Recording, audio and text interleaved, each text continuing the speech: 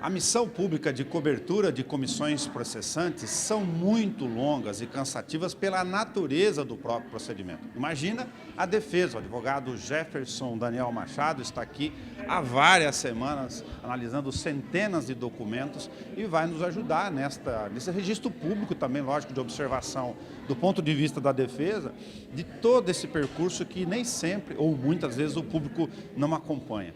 Primeiro, Jefferson, abordar contigo, até numa missão aqui de registro documental histórico da sua função e nossa aqui da Rádio e da TV Câmara, este caminho, como é que funciona para você essa experiência? Você já teve como advogado outros trabalhos, talvez não na mesma dimensão de extensão de conteúdo, né? Cada caso é um caso, mas de começar lá na função sindicante. As pessoas ainda confundem o que é uma comissão especial de inquérito de apuração e o que é uma processante, para começar. Sim.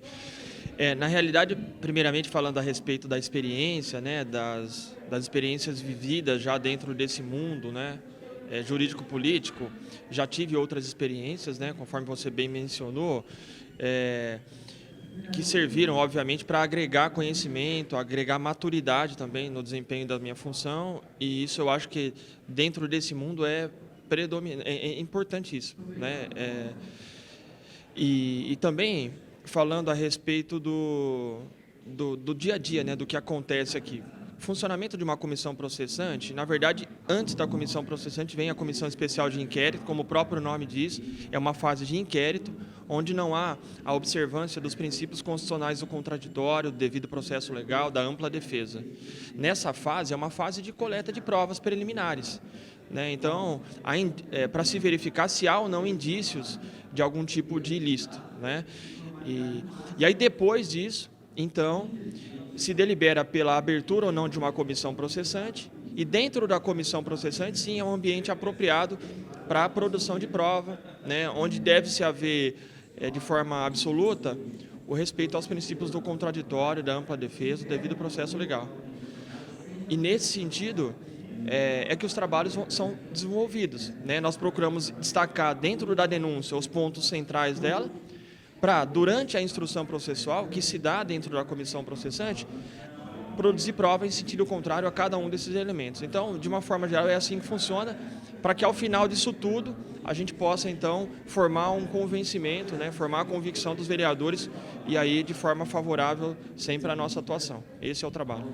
Aí tem pontos muito específicos do mundo do direito que tem que ser observado, lógico, a lei é sempre o rigor para ser levado à risca. Por exemplo, que dos 16 imóveis iniciais da comissão de inquérito que apurou todas as questões, 6 foram destacados aqui. E a defesa apresenta, e ela está no seu papel legítimo de fazê-lo, de que algumas questões são muito particulares, de novo para o público entender. Na posição da defesa, entre outros aspectos, ela coloca, de origem de partida, quem tem a obrigação de provar se ocorrer eventuais infrações políticas administrativas é quem faz a acusação.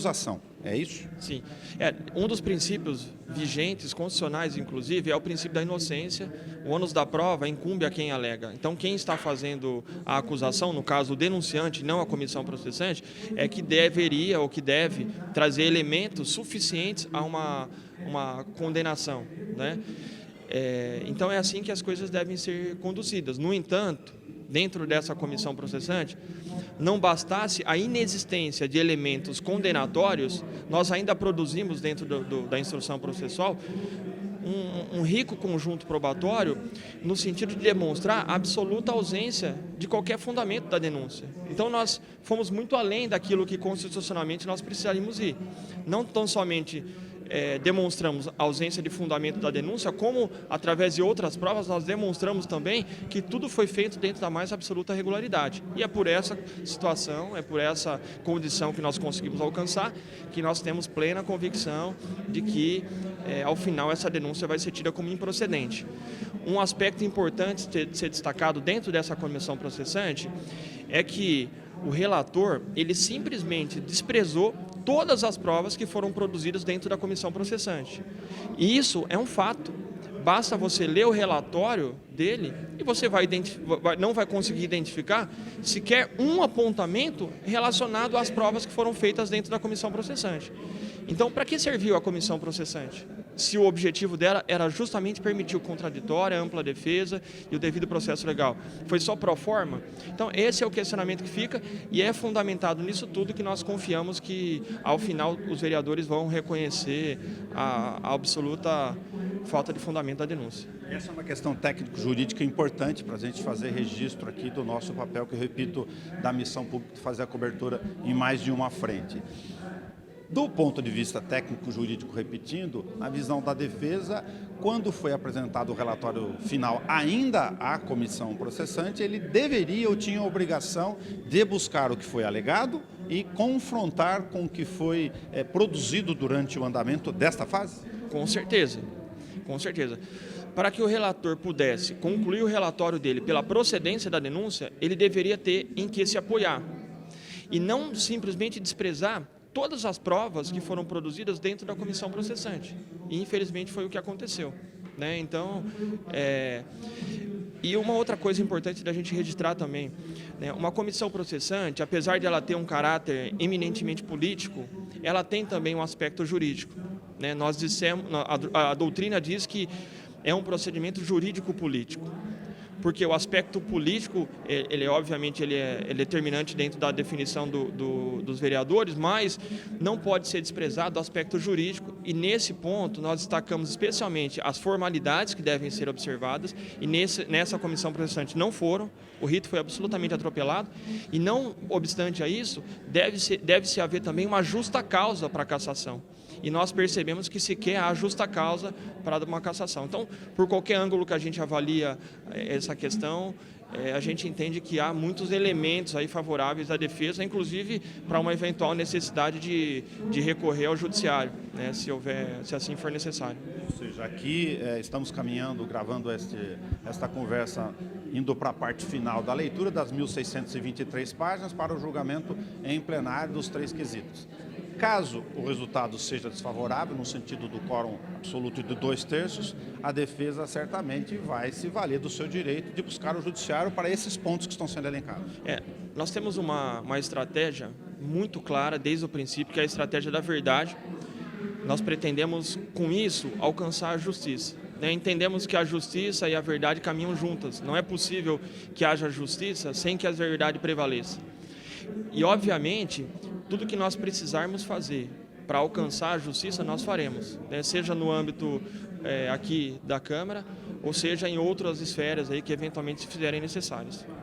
Um outro registro importante, a partir do teu trabalho, que você acaba sendo um ouvidor, no mínimo, privilegiado a partir da sua função aqui no meio, que é uma visão fora, talvez, do mundo jurídico, para boa parte do público que é leigo, Jefferson, precisa poder comentar naquilo que for possível, sobre essa diferença entre identificação de eventuais erros ou más escolhas de gestão, como que você vê esse aspecto, com o fato de você levar isso para o campo da omissão, da negligência. Sim. É preciso que haja um cuidado muito grande quando da avaliação dessas questões, né? O prefeito ele é eleito para gerir a cidade, para dentro do poder discricionário dele, definir o que ele entende que é melhor ou pior, dentro do perfil dele. E é nesse sentido que os eleitores vão às urnas e escolhem o representante dele. Obviamente que a legalidade deve sempre ser observada, esse é um dos princípios da administração pública. E o que nós percebemos aqui é que o princípio da legalidade, todos os demais princípios que regem a administração pública foram rigorosamente observados. As deliberações havidas pela prefeita estão dentro do poder discricionário dela. Então não se pode cassar um prefeito ou uma prefeita que teve aí milhares, dezenas de milhares de votos, só porque se acha que ela não deveria ter feito assim, deveria ter sido feito de forma diferente, mesmo que estando dentro da legalidade. Então, isso é um elemento muito importante que deve ser olhado com bastante cuidado. E para valer o registro histórico, íamos colocar aqui nessa questão também. Você tem aqui a cobertura de vários veículos de comunicação, cada um com seus papéis e funções. Se você se sente satisfeito em relação ao comportamento, por exemplo, dessa emissora, que faz parte do Poder Legislativo, que é a que conduz esse procedimento. Aqui, até pela importância do assunto, né, a gente se vê cercado a todo momento de profissionais da imprensa, né, que sempre, todos eles, de forma unânime, sempre me tratam com absoluto respeito, com absoluta consideração. Nesse aspecto eu não posso fazer nenhum tipo de apontamento. O apontamento que eu faço, alguns órgãos de imprensa, eu percebo que muitas vezes acabam conduzindo, né, a transmissão da notícia de uma forma um pouco, se afastando um pouco da fidelidade dos acontecimentos. Isso é visível, né?